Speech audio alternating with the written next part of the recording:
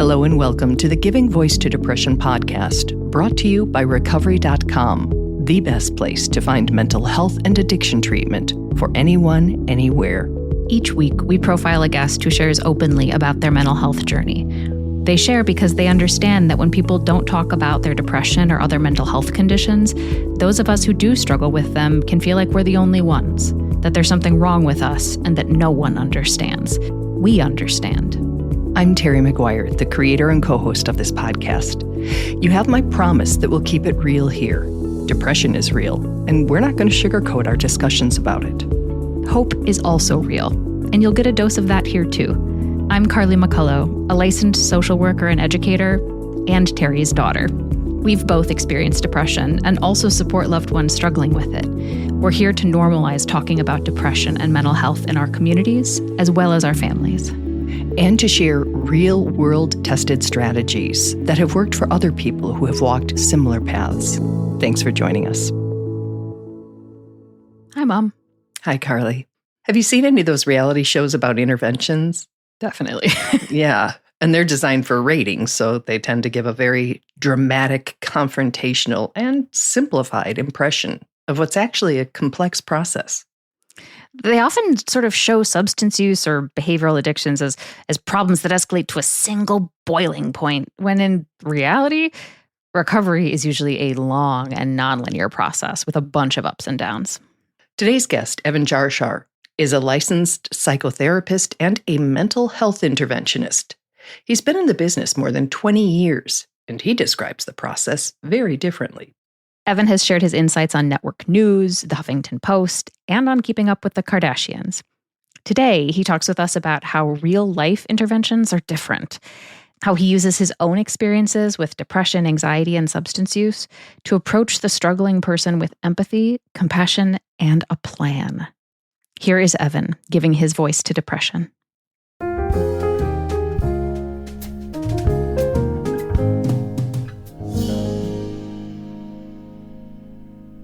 So I work all over the country with people that have depression, anxiety, and a whole host of other mental health issues, right? Mm-hmm. And they're not willing to get help for whatever reason.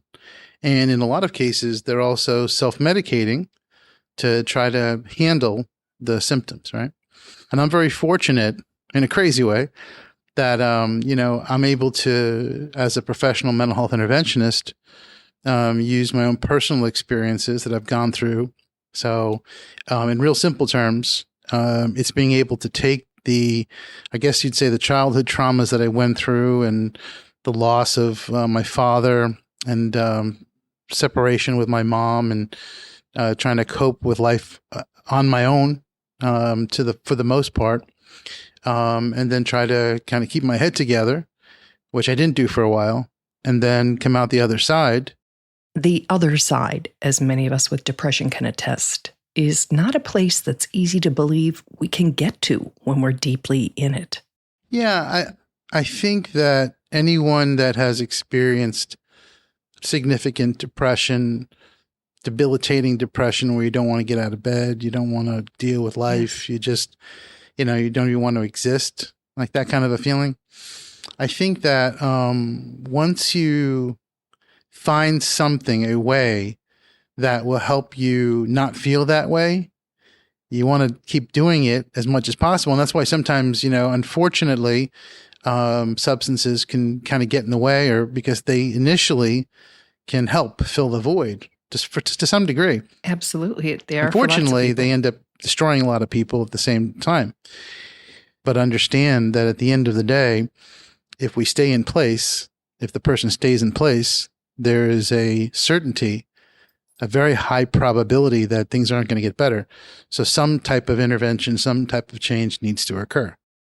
Interventionists, for those who can afford them, are one agent of change.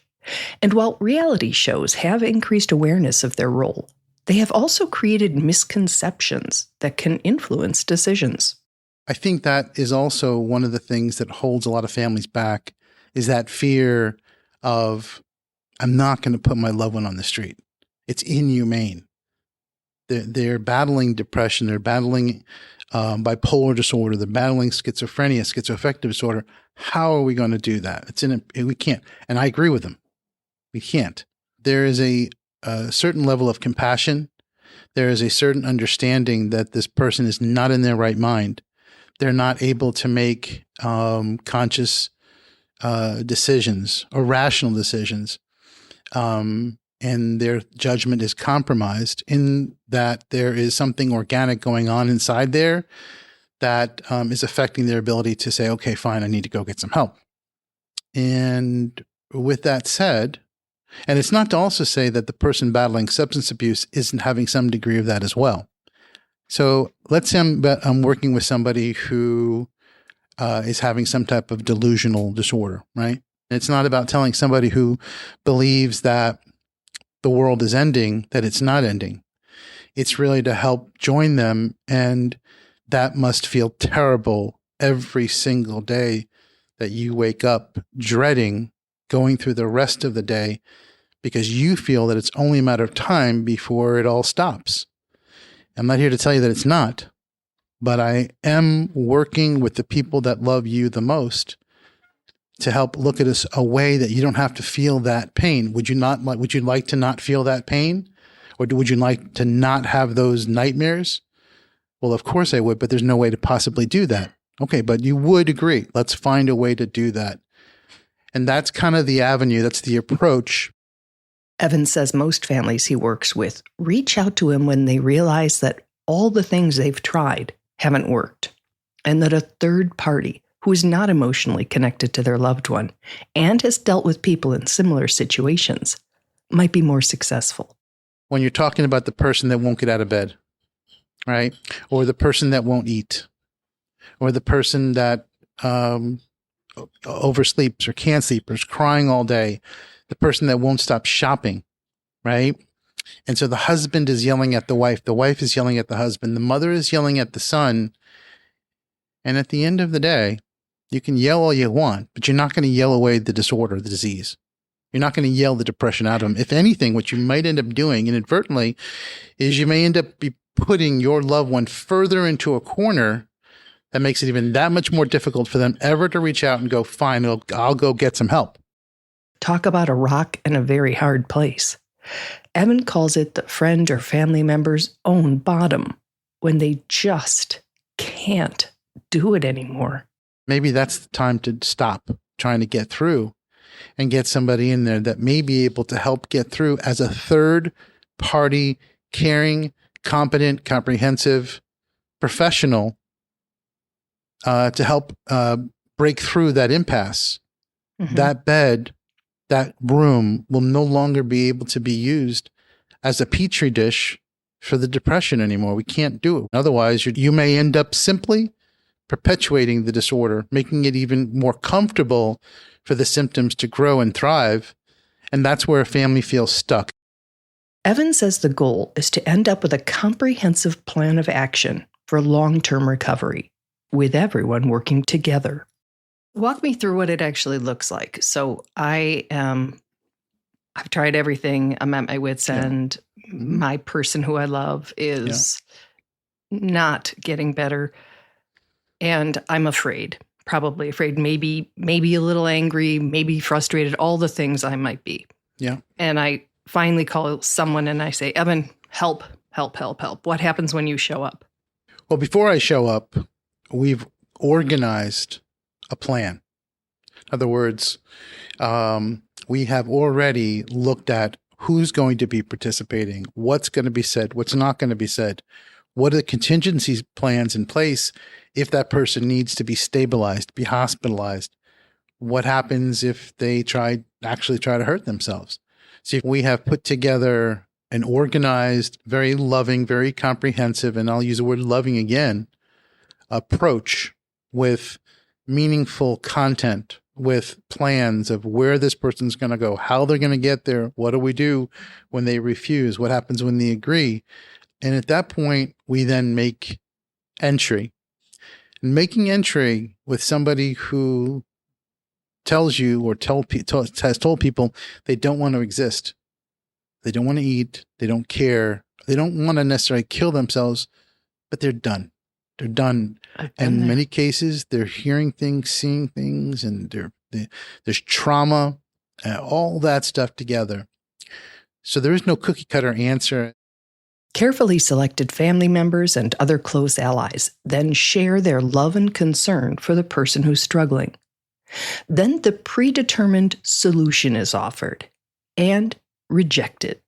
Well, they always do. Or a lot of times they do. Initially, they absolutely. They're just going to say, get out of here. I think I would have in my depression, and I'm an agreeable person. Absolutely.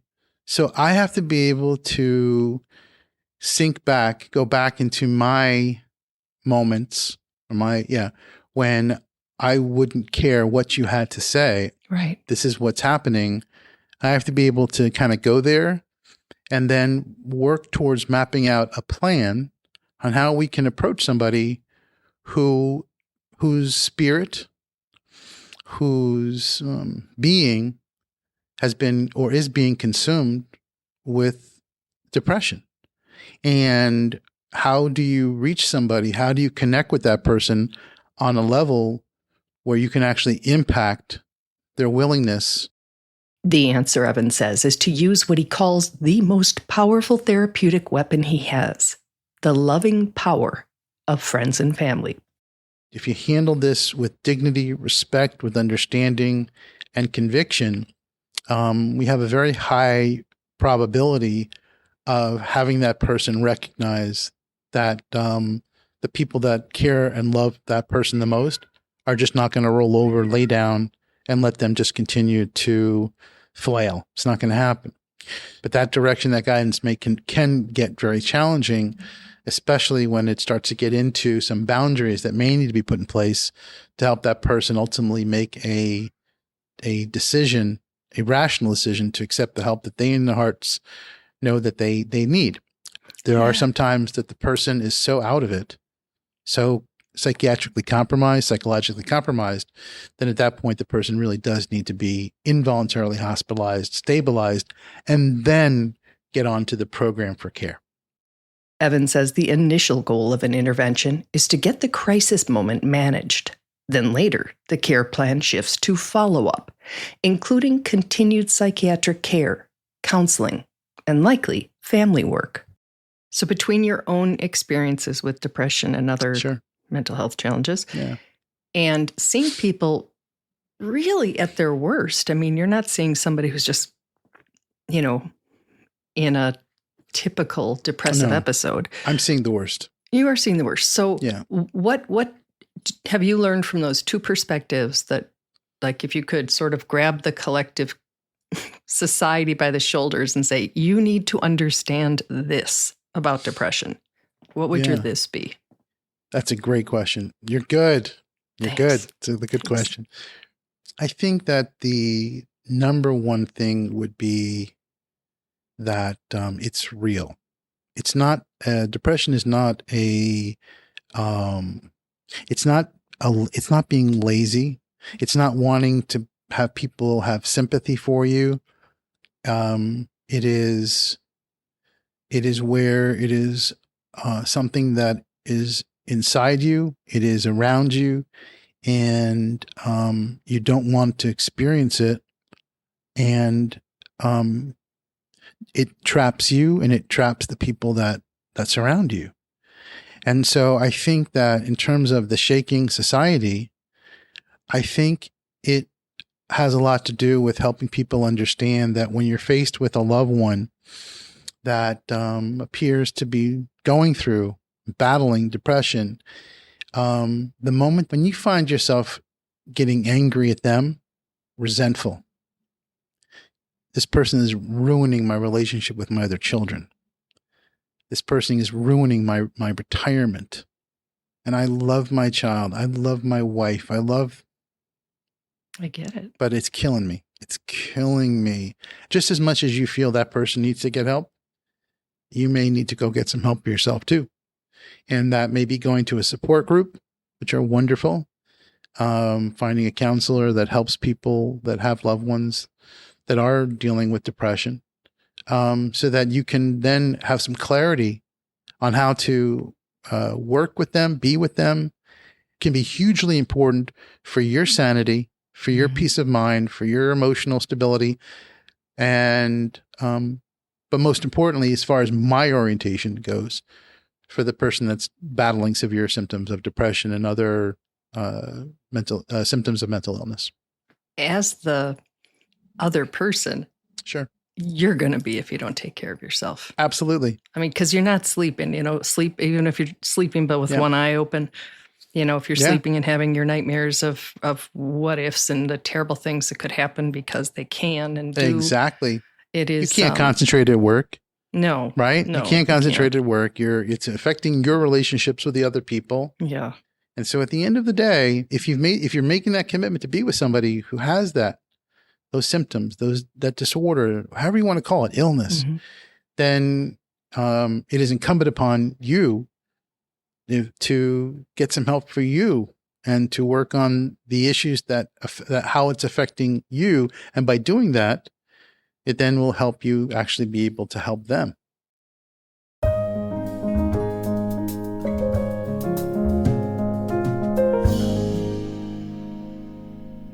Oh, Evan, thank you so much for sharing all of that with us. There's so much wisdom in what you have to offer. And I want to start with that last thing that Evan ended on, which was that it's so necessary for those of us who are in the orbit of people who are struggling to get help for us and to work on how the issues that are affecting us. And that is what allows us to be able to help them. Because I have to confess, Mom, I have heard this oxygen, put your own oxygen mask on first thing since the first airplane ride I was ever on. Sure. And honestly, as I grew into an adult, I was like, I'm totally putting the kids on first. I've always there's no way that if I'm sitting, it doesn't sit right with my heart. Right. And so there's a different metaphor that I've been finding really useful. It came my way during the pandemic, and it's that we can't pour from an empty vessel. So true. We can't pour from an empty vessel. And it is so emptying to be involved with somebody who's struggling. Yes. You're not sleeping, you're not eating, your attention is constantly diverted. Everything's one eye somewhere else. No, it is. It's a tremendous strain on all the systems of our body. And it's really loving to the person who is struggling for you to be as stable as possible. And so that's this other piece, which is that I think I learned, or I received messages that to love someone who's struggling is to struggle as much as they're struggling. And the truth is that when we're struggling, we need someone on the side of the pool with the floaty to throw into us. Oh, yeah. And so we really need the people on the outside of that experience to be well, grounded, stable, taking good care of themselves physically, emotionally, spiritually, psychologically. We really need that. Mm-hmm. And I have previously interviewed an interventionist who deals primarily with the addiction side of it. And he said, the number one thing is that the family has to educate itself, and boundaries are so key. The way Evan put it was that we can't create a Petri dish in which the symptoms continue to grow and thrive. And with the best of intentions, we might be bringing them meals and, doing their laundry and all the things that we can do. And I hate words like enabling, but I understand how it could be applied here. We don't know, where somebody's, especially with a mental health thing, you're sick. We know how we treat people who are sick. Right. We do all the things, but it was a really eye-opening to hear him use the metaphor of a Petri dish, and that we may in fact be allowing the symptoms to grow as opposed to challenging the person to get help and shift something significantly. Yeah. I mean, I think part of what you're describing is that a lot of us learn how to help someone who is struggling, yes, through empathy, but also through pity, which is let me do for you. And when we do things for other people, it's actually disempowering for them. It's actually saying, I don't trust you or your abilities to get yourself out of this. And sometimes, even on a subconscious level, we're doing it because it breaks my heart so much to know that you're going through that I want to do something so that I don't have to think about it anymore. So that I can say, well, I dropped off chicken broth. So that I feel better. And so for this piece, that what he mentions in terms of the planning is that he describes this plan as very loving, very comprehensive, And loving both has really high support and really high expectations. And that's, I think, where we sometimes fall apart, which is in the interventions that we see on TV that we talked about at the very beginning of the episode. It's an ambush. It's something that the family is doing to the person, right? It's about the sort of shock and awe of like, will this be your wake-up call? And there's lots of ways to have wake-up calls. And that one makes for really good TV, and perhaps better TV than all of the ways that we can also show love and accountability. So yeah, high love and high accountability is how I sort of describe doing things with other people, not to them or for them, and not ignoring it. And this loving piece that Evan brings, this high empathy, not pity, that he brings to the work that he does, it's so critical. Because when someone is struggling, you are in so much pain and you are constantly monitoring for threats. And so when someone approaches you with love, even if you go, I don't know about this guy, I don't know about this Evan guy, I don't know about this intervention, I don't know about this plan, but the more times that Evan is able to send out signals of love, I'm trying to love you, not control you, I'm trying to love you, not control you, the number of times that a family can do that, or a loved one, or a roommate, or a neighbor, I'm trying to love you, not control you, eventually that's what allows some of the light to peek in and the person to become a little more porous and accept those things. But when it's if you don't, then blah, that the nervous system registers that as a threat. It's a threat. You're trying to control me. You don't care. And I shut down to what you're trying to do to me. So we have to create opportunities for that porousness. And I mean, it sounds so kind of woo-woo for me to say, like, that love is what allows people to feel safe, but there's a lot of neurobiology that makes that very clear. And that's not through, no offense to Hallmark cards, but like Hallmark card love sentiments. It's actually through our tone of voice. It's through our body language. It's through the speed at which we do things. It's the level of consistency. Is this something we do once? Or is this something we do once a week? Or is this something we do once a day? Are we offering care to this person with the true intent of loving them, not trying to make ourselves feel better, not trying to control them so that my life feels more in control? Because when you're out of control, I feel out of control. When it's like, you are hurting. And Evan talks about that so beautifully here. He's like, people don't want to be hurting, and we can join with them in that pain. He said, would you like to not feel that pain? Or would you like to not have those nightmares? Well, of course I would, but there's no way to do that. Okay, but would you agree? Let's find a way to do that, right? That is such a crystal clear example of doing with. None of us want to be struggling, but also sometimes it is our brains and our bodies and the world can make the path out of that place completely obscured from our own point of view. We need someone else to come in, and we often need someone else to come in who's not a part of that same Petri dish. Right. A little too close.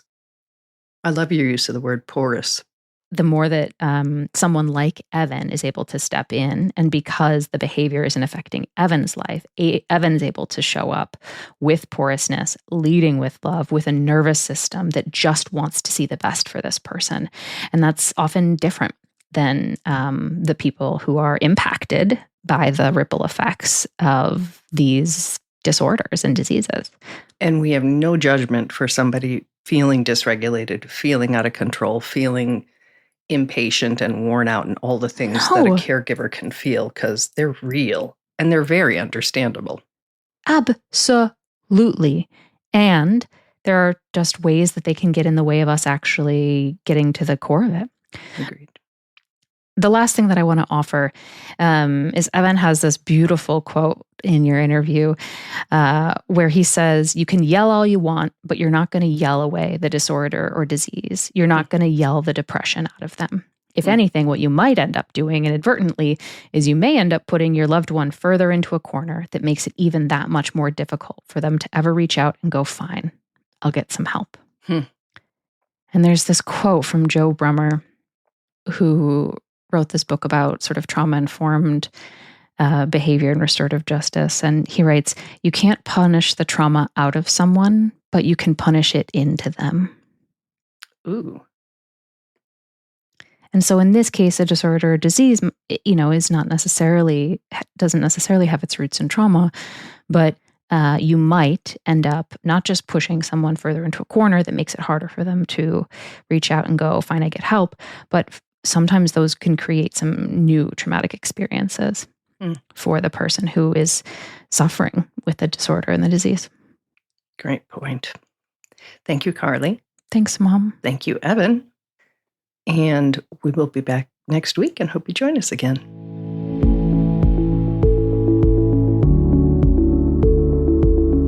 We really hope that this discussion helps give some language or context to your own depression or ideas for how to support someone else in your life living with it. We invite you to check out the hundreds of episodes in our archive and to explore both the Resource Hub and treatment options on recovery.com. Depression is too dark a road to walk alone. We'll be back next week.